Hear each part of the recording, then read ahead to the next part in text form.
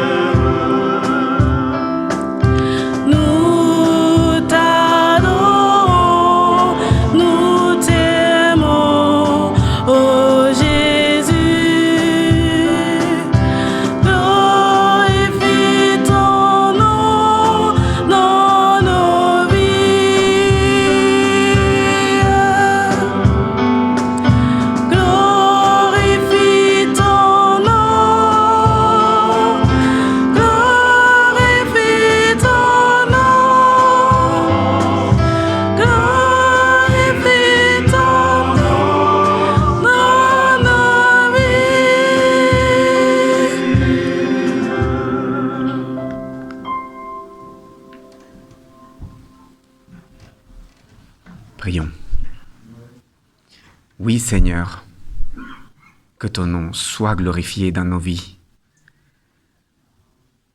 Nous sommes là, Seigneur, nous sommes venus ce matin, les cœurs chargés de louanges, peut-être de préoccupations, mais sachant une chose, que peu importe l'état dans lequel nous avons franchi le seuil de cette Église, tu allais parler à nos cœurs. Tu allais, Seigneur, nous toucher. C'est pour ça, Seigneur, que nous voulons glorifier ton nom une fois de plus. Nous sommes venus dans ta maison pour te rencontrer. Nous sommes venus dans ta maison, Seigneur, pour déposer nos fardeaux. Nous sommes venus dans ta maison pour te dire merci, parce que à chaque pas, tu as été à côté de nous tout le long de cette semaine. Et si nous n'avons pas réussi à percevoir ta présence, eh bien Seigneur, ouvre nos cœurs, ouvre nos esprits, parce que nous avons besoin peut-être de la ressentir ce matin, maintenant, plus que jamais. Seigneur, reste aussi avec les personnes de notre Église, de ce corps que tu as appelé ton corps, qui maintenant ne sont pas avec nous, qui sont en train de se battre avec la maladie, avec les difficultés, Seigneur, financières, psychologiques, de n'importe quelle sorte. Tu connais les problèmes de chacun parmi nous. Seigneur, nous avons une pensée toute spéciale pour Jacques et Laurette. Seigneur, nous savons que la situation est difficile, mais nous savons aussi que tu sais nous accompagner au-delà de comment nous savons te demander. Et Seigneur, il y a plein de noms, beaucoup de noms que nos cœurs gardent, Seigneur, et que nous te présentons régulièrement. Eh bien, Seigneur, que tous ces noms te soient présentés encore aujourd'hui pour que tu puisses les toucher, les rejoindre, les accompagner. Merci, Seigneur, de ce que tu as préparé par le message de Carlos aujourd'hui pour notre enrichissement. Alors, permets que nous puissions recevoir ce message avec toute sa puissance. C'est notre prière au nom de Jésus. Amen.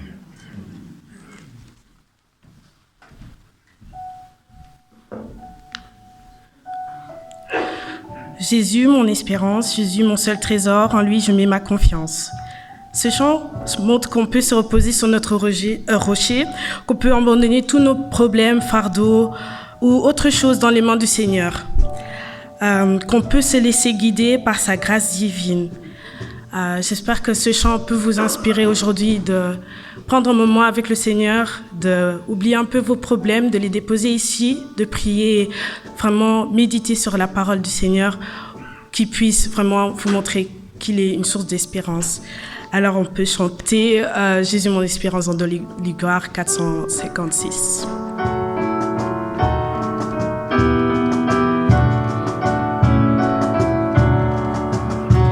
Jésus mon espérance, Jésus mon seul trésor, je mets ma confiance en toi jusqu'à la mort. De toi devient la vie, de toi descend la paix, en toi je je vis et pour jamais. Rends-moi toujours fidèle, aimant tes saintes lois. Jésus divin modèle, inspire et conduis-moi. Jamais tu ne commandes ce qui sera trop lourd. Toujours quand tu demandes, ta main donne en retour. Je veux dans ta lumière marcher le cœur joyeux, montant de la poussière vers toi quand les eaux cieux. C'est là qu'il y a patrie, pays de mes souhaits. C'est là ma bourgeoisie, réside dans ton palais. Alors le prochain chant, malgré que Pâques c'était la semaine passée, on revient quand même sur ce sujet pendant la culte. Jésus s'est sacrifié pour nous, mais il est ressuscité, il a vaincu la mort, et ça c'est déjà une grande victoire. Alors j'aimerais bien qu'on chante ensemble avec beaucoup d'énergie ce cantique pour vraiment montrer que Jésus est vainqueur et qu'il est glorieux. C'est un moment glorieux qu'on peut célébrer pendant le Pâques. Donc, à toi la gloire dans Do Ligueur 70.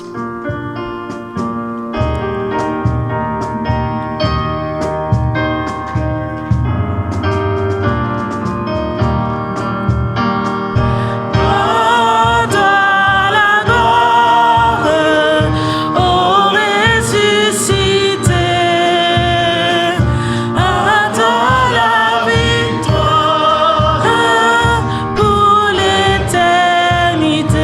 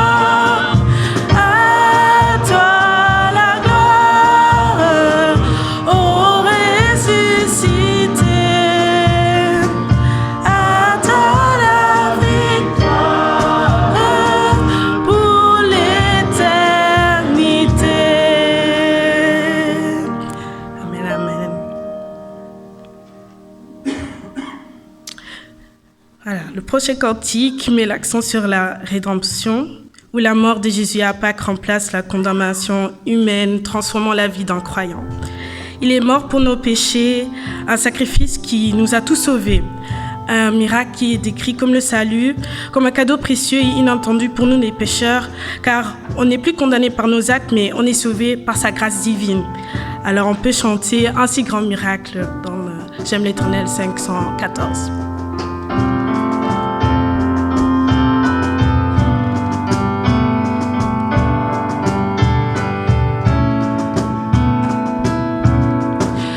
Quel amour pour moi, quelle patience, tu as conduit vers toi mon ignorance. Comment pouvais-je alors saisir ce que ton cœur voulait m'offrir? Un si grand miracle, un don si précieux,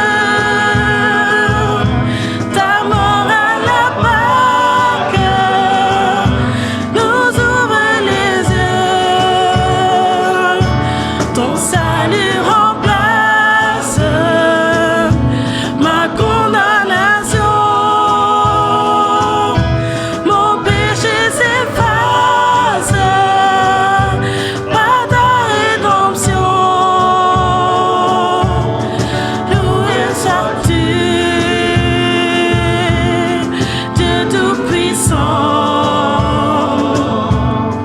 Loué sois-tu, son don si merveilleux, comment le vivre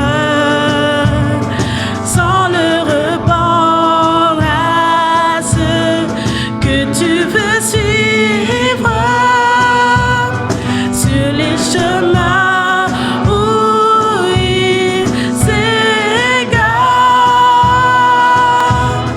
loin de la vie et de l'espoir. Un si grand miracle, un don si précieux, ta mort à la Pâque nous ouvre les yeux. Ton salut remplace ma condamnation. Mon péché s'efface par ta rédemption. Loué sois-tu, Dieu Tout-Puissant. Loué sois-tu. Amen.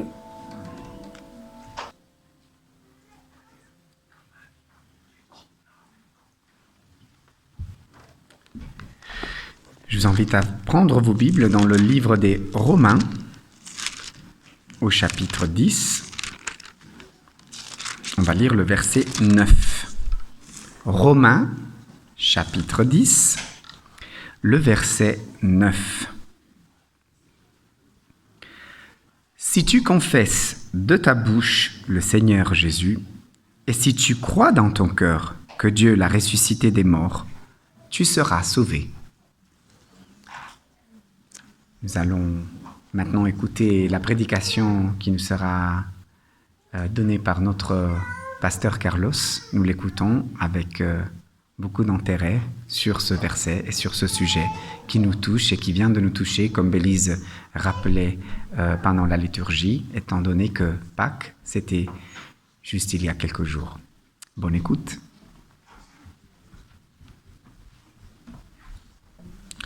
Bon sabbat à tout le monde. Si tu confesses de ta bouche que le Seigneur Jésus, et si tu crois dans ton cœur que Dieu l'a ressuscité des morts, tu seras sauvé. Vous savez, les chrétiens, parfois, nous pouvons nous chamailler entre nous. Nous nous regardons parfois de travers parce qu'on ne croit pas forcément les mêmes choses de la même manière ou parce qu'on ne les pratique pas forcément de la même manière. Et très souvent, nous autres chrétiens, nous tombons dans la tentation de croire que notre dénomination a la meilleure compréhension possible de la Bible. Là, on n'arrive vraiment pas à lutter contre ça. Mais quoi qu'il en soit, il y a des choses sur lesquelles on est et on sera toujours d'accord. Jésus est venu sur cette terre.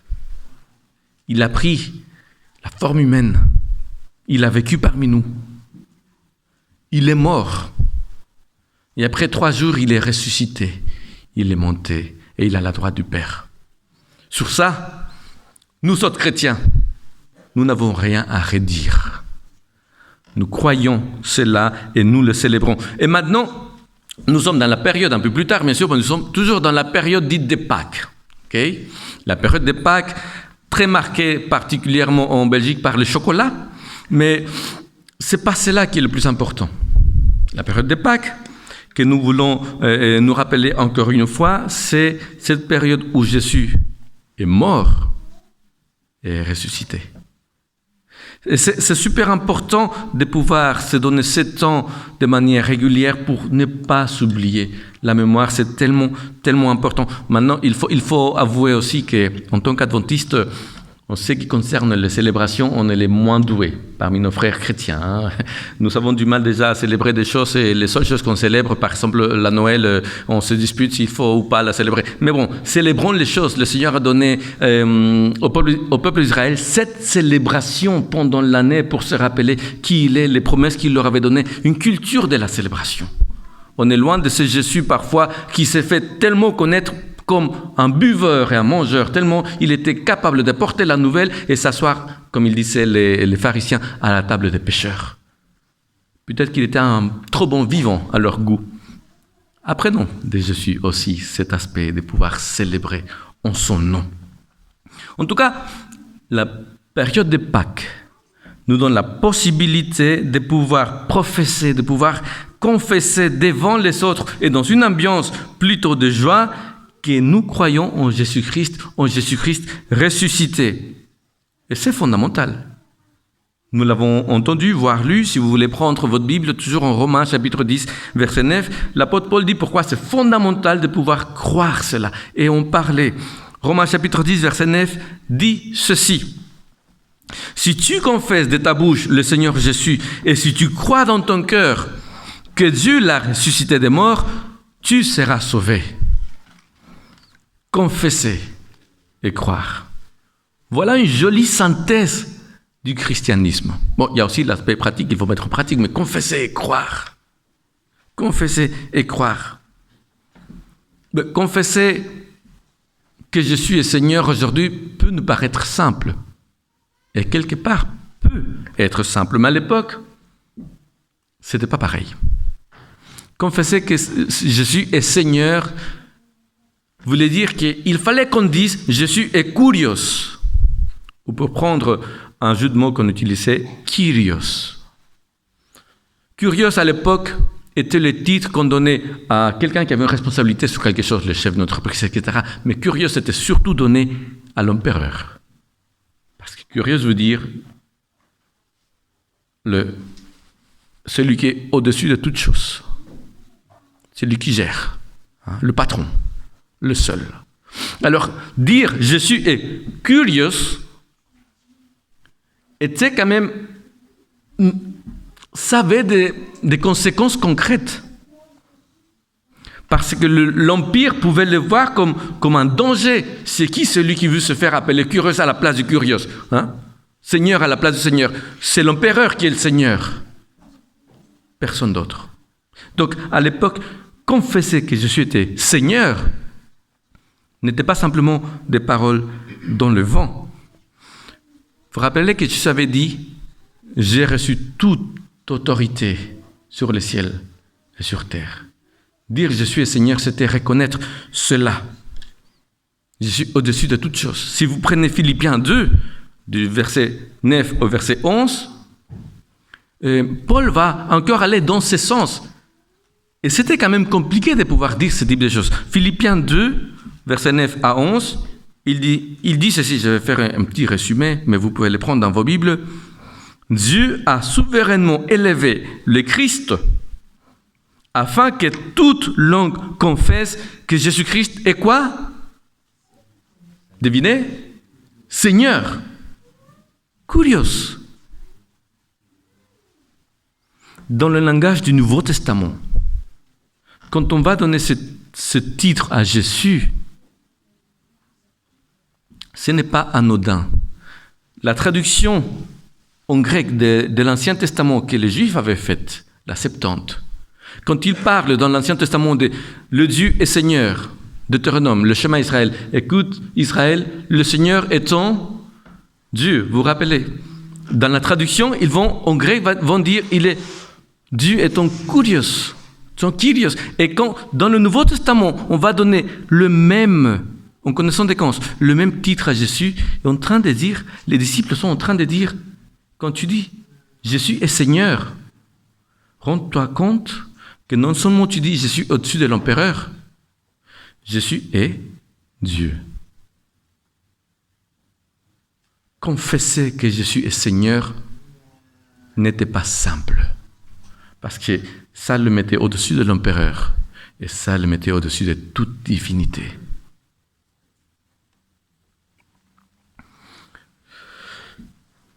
Dire Jésus est Seigneur était un engagement de vie. Dire Jésus est Seigneur pouvait mettre ta vie en danger. Dire Jésus est Seigneur, c'était se soumettre sous la seigneurie de Jésus.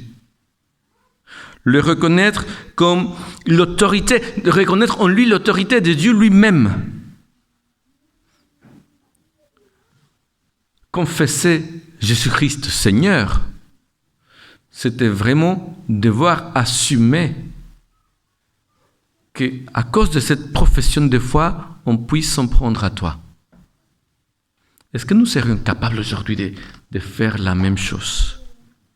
Est-ce que nous confessons aujourd'hui publiquement par nos paroles et par nos actes que Jésus est Seigneur, c'est-à-dire que c'est lui qui gouverne sur ma vie, que je le reconnais comme Dieu lui-même?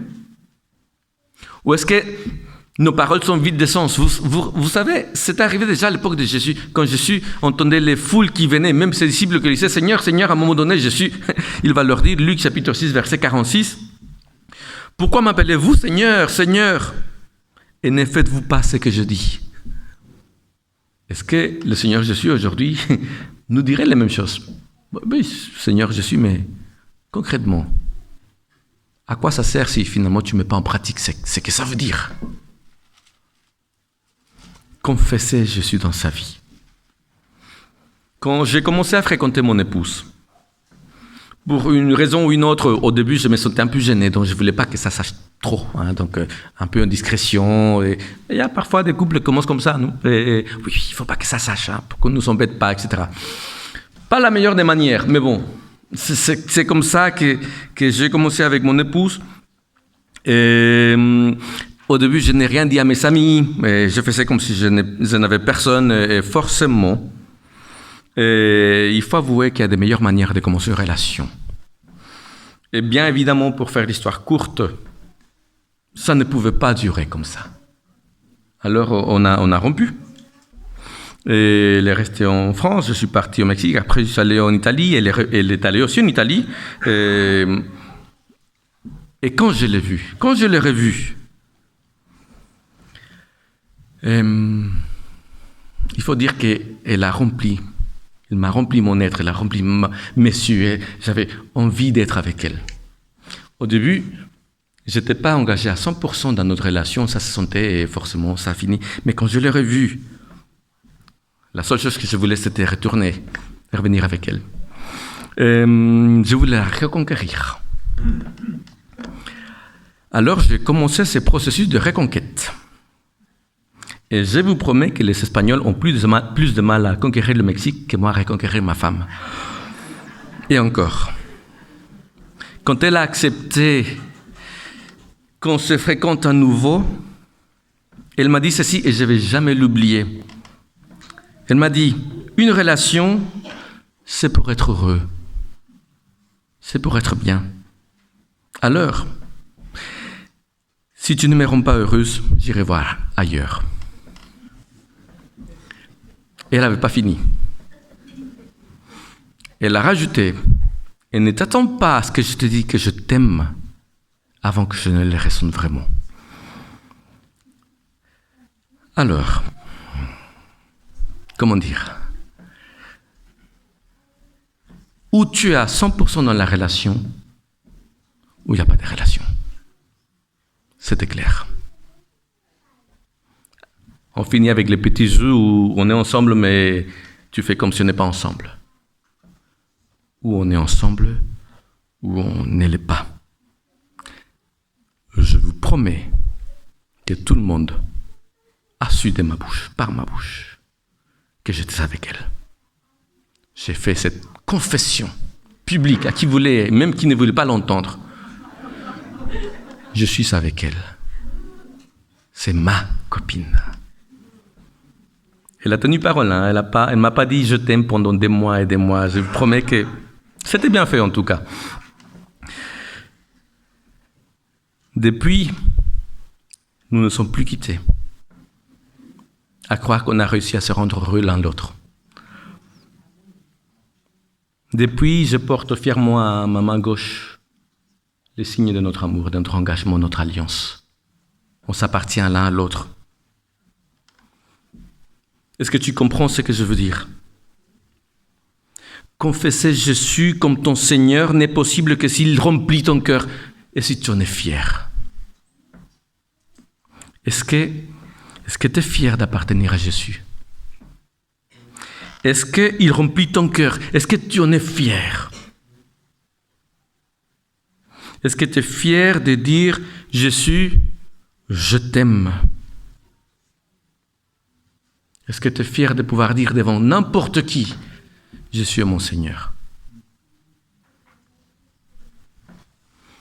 Maintenant, pouvoir faire cette confession aussi, c'est déjà un cadeau, vous savez. L'apôtre Paul l'a dit un jour, « Nul ne peut dire Jésus est Seigneur si ce n'est par l'Esprit. » C'est-à-dire,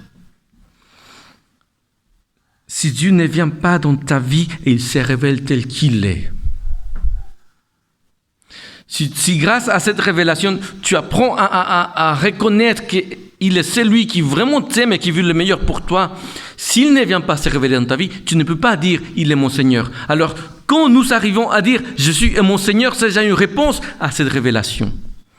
Il y a un grand théologien, Karl Barth, qui a dit « En fait, confesser que Jésus est ton Seigneur, c'est déjà la réponse à une grâce déjà reçue. » C'est une réaction. Ça ne vient pas forcément de toi, ça vient de quelque chose que Dieu a mis en toi. Cet amour, cette présence, ce soutien. Alors la réponse est « Tu es mon Seigneur. Tu es mon Maître. » Si tu confesses avec ta bouche, dit l'apôtre Paul, que Jésus est Seigneur, tu seras sauvé. Quand nous comprenons ce que ça veut dire confesser que Jésus est Seigneur, nous comprenons que cette confession ne peut qu'être publique. Il faut que ce soit public. Elle ne peut qu'être existentielle. Il faut que ça change ma vie. Ce n'est pas théorique. Confesser que Jésus est Seigneur, ce n'est pas que parole. Elle implique identification, soumission, obéissance, appartenance à Christ et confiance qu'il veut et qu'il peut nous sauver. Si tu confesses, tu seras sauvé, dit l'apôtre Paul. Du coup, ce n'est pas simplement dire « Oui, Jésus est mon Seigneur ». Si ça ne change pas ta vie, ça ne sert à rien. C'est vrai, l'apôtre Paul a mis l'accent là-dessus et c'est formidable. Si tu confesses de ta bouche le Seigneur Jésus, tu seras sauvé. Mais le pendant dans les mots de Jésus, dans les paroles même de Jésus, il a dit ceci, Matthieu 10, verset 32, « Quiconque me confessera devant les hommes, je le confesserai devant qui?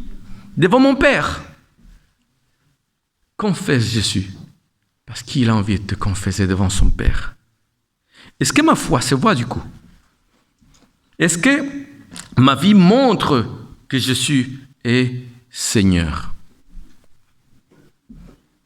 Donc, reprenons le verset, Romains 19. On va le lire à nouveau. Si tu confesses, Romains chapitre 10, verset 9. Si tu confesses de ta bouche le Seigneur Jésus, et si tu crois dans ton cœur que Dieu l'a ressuscité des morts, tu seras sauvé.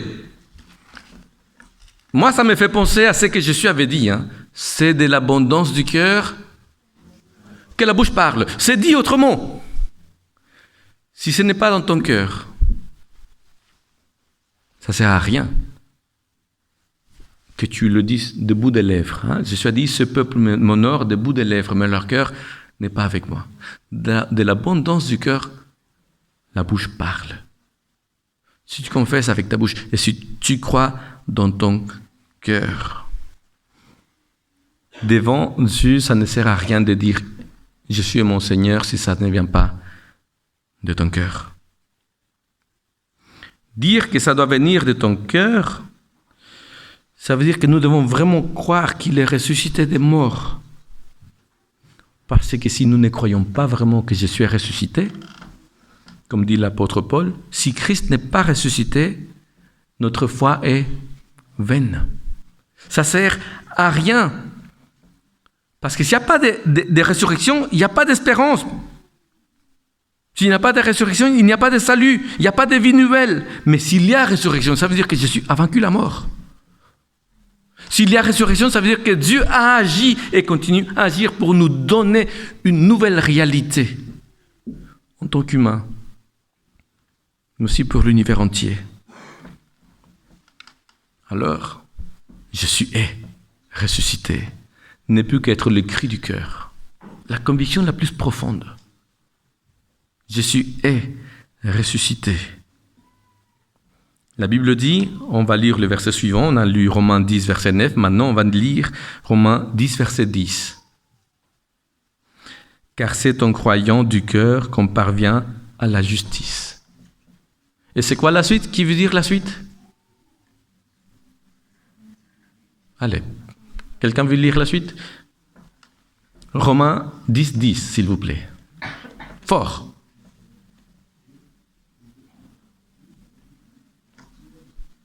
Mais il faut lire fort, ça c'est pas fort.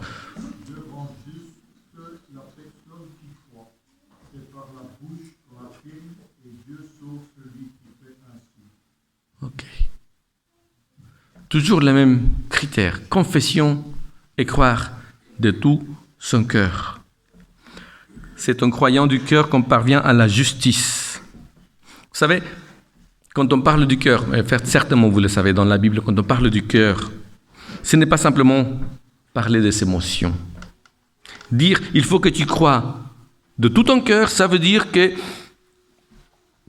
ce qui est dans la mentalité de l'époque, ce qui est le centre de la vie, ce qui est le lieu de décision, ce qui est le lieu de la confiance, doit être complètement engagé dans cette certitude. Je crois de tout mon cœur, ça veut dire tout ce qui me permet d'être qui je suis est impliqué. Je crois qu'il est ressuscité, que Dieu l'a ressuscité. Je m'appuie sur cette vérité, je m'appuie sur cette affirmation pour construire ma vie. Je vis à partir de cela. Toute ma confiance repose sur ce fait-là. Jésus est ressuscité. Et puisque Dieu a ressuscité le Christ, nous aussi, nous ressusciterons. Ou comme l'a dit l'apôtre Paul à l'église de Corinthe, c'est lui qui a ressuscité le Seigneur Jésus, nous ressuscitera aussi avec Jésus et nous fera paraître avec vous, parce qu'il parle à l'église, en sa présence. C'est la conviction des croyants. C'est la conviction des chrétiens. Dieu a ressuscité le Christ. Il va nous ressusciter aussi. Et on sera ensemble dans sa présence. Dieu l'a ressuscité. Ce n'est pas une idée humaine. Ce n'est pas un mythe. C'est un acte de Dieu. Toujours, pour citer Karl Barth, il disait que dans la résurrection de Christ, Dieu prononce un oui sur Jésus, oui sur son ministère, oui définitif, oui éternel. Oui, j'ai vu du Christ. Oui, j'ai vu de l'humanité en Christ. La résurrection, c'est pour nous quelque chose de central. Ça veut dire que Jésus n'a pas été vaincu, qu'il n'est pas resté attrapé par la mort. Ça veut dire qu'il est vivant. Et à Pâques, nous nous rappelons que Jésus est vivant. Si tu confesses de ta bouche le Seigneur Jésus, et si tu crois dans ton cœur que Dieu l'a ressuscité des morts, tu seras sauvé. Confesser et croire. Pourquoi? Parce que confesser sans croire, c'est vide. Et parce que croire sans confesser, c'est incomplet. Nous devons confesser et croire. La vraie foi habite le cœur, sort de la bouche, transforme la vie. Tu auras beau me dire tu crois dans le Seigneur Jésus, mais si ta vie reste la même, j'aurai des problèmes à pouvoir te dire c'est vrai, ça se voit. Pâques nous invite et nous appelle à une foi vivante. Une foi qui croit, une foi qui parle, une foi qui transforme. Et la promesse est là, tu seras sauvé. Alors, aujourd'hui, l'invitation, je pense que cette période nous s'adresse au travers de la Bible est simple. Croyons de tout notre cœur. Vivons sous la seigneurie du ressuscité et proclamons ensemble, en connaissance des causes et en assumant vraiment ce qu'on dit, Christ est ressuscité. Il est vraiment ressuscité. Et disons-le haut et fort, Jésus est Seigneur. Amen.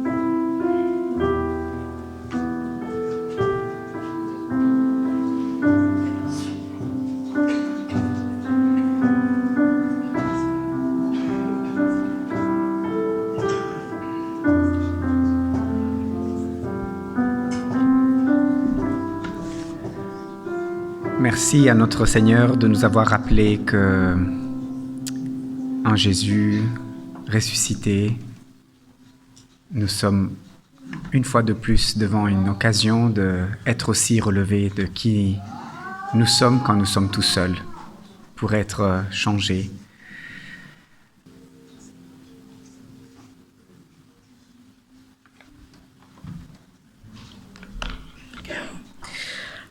Avant de finir le culte, prenons ce moment pour louer l'Éternel et qu'on se réjouit en son saint nom.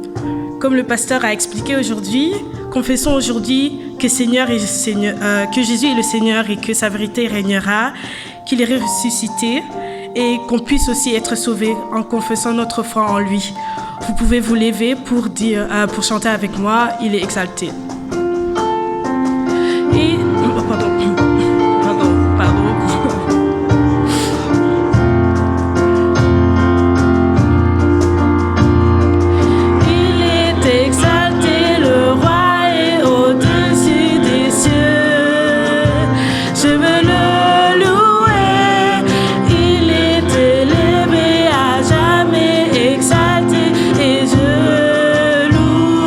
Son saint nom.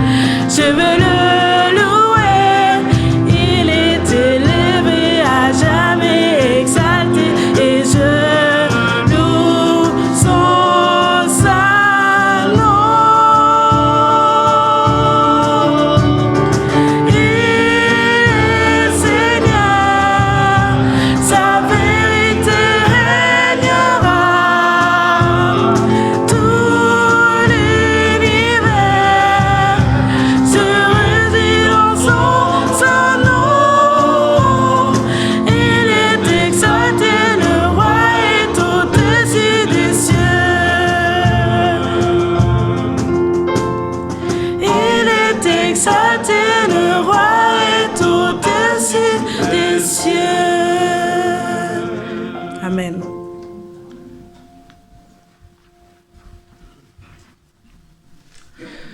Seigneur, apprends-nous à vraiment vivre ce que nous disons. Et si nous disons que tu es Seigneur, que cela se voit dans nos vies. Si nous croyons que tu es ressuscité, que cela se voit dans notre vie. Que nous puissions acquérir cette assurance de parler de toi comme de quelqu'un de vraiment vivant, comme de quelqu'un qui est à côté de nous, comme quelqu'un qui est avec nous. Seigneur, permets-nous de vivre cette relation par laquelle nous sommes déjà sauvés.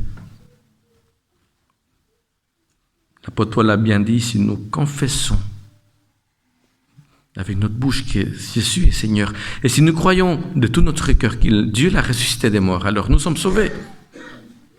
Nous voulons vivre déjà ce salut, Seigneur, dès à présent.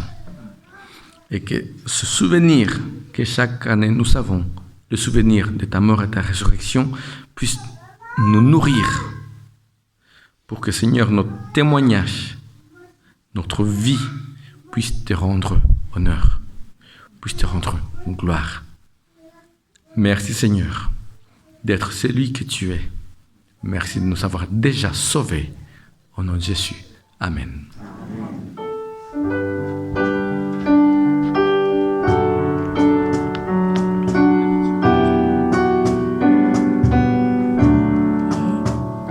Que la grâce de Jésus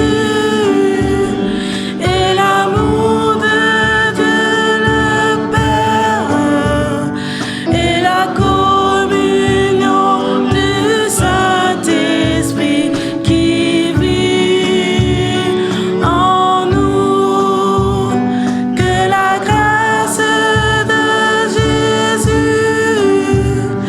et l'amour de Dieu le Père et la communion du Saint-Esprit en nous demeure pour toujours avec nous tous. Amen. Demeure pour toujours avec nous tous. Amen.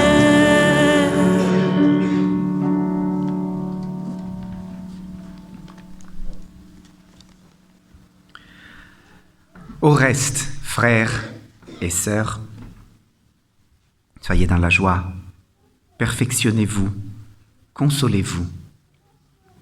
Ayez un même sentiment, vivez en paix, et le Dieu d'amour et de paix sera avec vous. Que la grâce du Seigneur Jésus-Christ, l'amour de Dieu et la communion du Saint-Esprit soient avec vous tous. Amen. Bon sabbat. Profitez bien de cette journée, de ce temple de temps que Dieu nous a donné. Soyez bénis.